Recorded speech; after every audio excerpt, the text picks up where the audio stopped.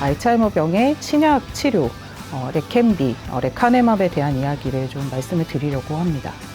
레카네맙은 기존 치료와는 다르게 이제 알츠하이머병의 원인 물질을 제거해 볼 수 있다. 아밀로이드가 감소해서 음성으로 이제 확인이 되어서 이게 효과가 있는 약제구나 해서 이제 검증이 되었었습니다. 이렇게 좋은 약인데 그럼 효과만 있는지 다른 부작용은 없는지도 궁금하실 것 같아요.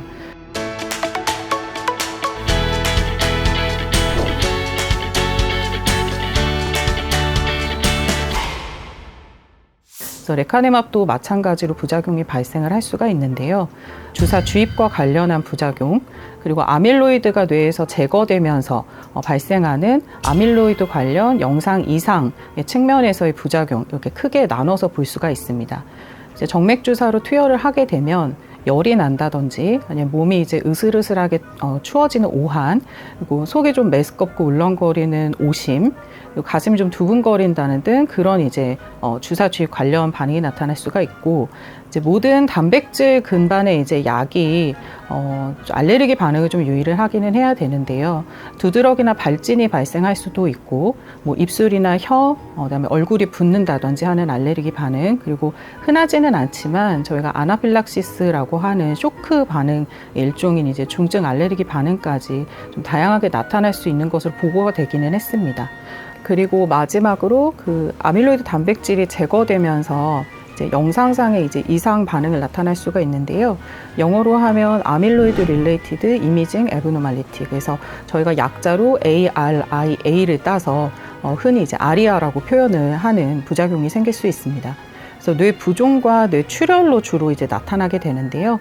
이 아리아 때문에 만약에 증상이 발생한다 하면 가장 흔하게는 두통, 어지럼증, 그리고 이전에 경험하지 못했던 갑작스러운 시야 변화라든지 갑자기 안 보인다든지, 그다음에 혼동 증상이 갑자기 생겨서 지속이 된다든지 하는 이제 증상이 생길 수가 있고, 중증의 경우에는 뇌졸중 유사 증상이나 경련이 발생할 수도 있는 것으로 이제 보고가 되어 있습니다.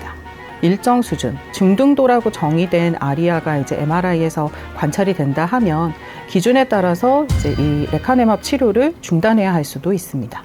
그래서 이 아리아가 왜 생기나 이제 궁금하실 수 있는데요.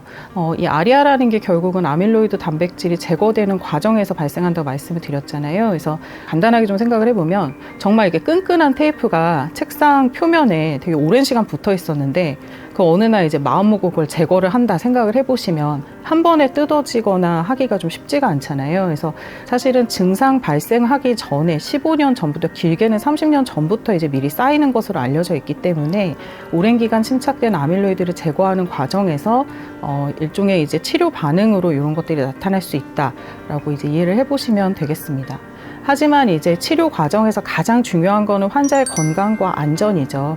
다만 이제 이런 부작용이 생각보다 심하지 않다라고 하는 게 이제 실제 외국에서 약물을 이제 경험해본 의사분들도 이제 얘기를 하는 것들이 있고, 부작용을 뭐 축소하거나 간과하는 것은 아니지만 그 부작용이 약을 써서 환자분과 보호자분이 얻을 수 있는 임상적 이득, 그것을 상쇄할 수 있는 수준이라면 사실은 치료의 의미가 굉장히 크고 환자분들이 얻을 수 있는 이득, 득실을 따졌을 때 득이 훨씬 크기 때문에 의미가 있는 치료라고 할 수 있겠습니다. 외국 일부 국가에서는 이 약이 의료보험이 됩니다. 그래서 이제 좀 저렴한 가격에 맞는 나라도 있긴 한데 우리나라는 건강보험에 이제 해당이 되질 않습니다. 그래서 환자분들이라든지 보호자분들이 가장 피부로 와닿는 어려움은 비용적인 측면입니다. 그래서 비용이 좀 많이 드는 약이긴 합니다. 그래서 비용에 대한 설명을 듣고 나면 가장 이제 따라오는 추가 질문 중에 대표적인 것이 이거 꼭 해야 되냐? 베타 아밀로이드를 제거하더라도 세포 손상은 일정 부분 좀 지속되는 측면이 있기 때문에 사실은 이 약을 쓴다고 해서 질환을 그 상태에서 바로 멈춘다든지 이미 와 있는 인지 저하를 정상 상태로 되돌릴 수 있는 것은 사실 아닙니다. 다만 이제 병의 비교적 초기 단계에서 증상을 완화해 볼 수 있고 질병이 악화되는 것을 좀 늦춰볼 수 있다는 큰 의미가 있습니다. 사실은 환자분들이 치매가 가장 비극적이고 고통이다라고 하는 게 본인이 살아온 인생을 기억을 하지 못하고 내 가족을 알아보지 못하고 독립된 일상생활 기능 수행을 할 수 없다는 것이 가장 큰 점인데요.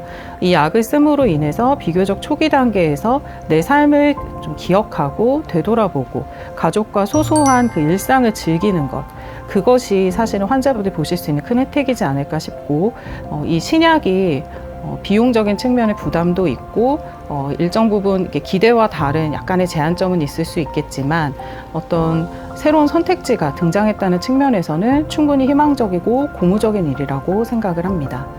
포기보다 중요한 건 조기 진단이고, 그리고 중요한 것은 적절한 시기를 놓치지 않고 지금 바로 하는 치료입니다. 그래서 치매하면 아직도 두려워하는 분들이 많고, 알츠하이머병 하면 특히나 이제 드라마 등 매체를 통해서 접하셔서 더 두려워하시는 분들이 계신데요. 오늘 영상이 환자와 가족분들에게 조금 덜 두렵고 조금 더 준비된 미래를 맞이할 수 있는 데 도움이 되셨길 바랍니다. 여러분 모두 건강하세요.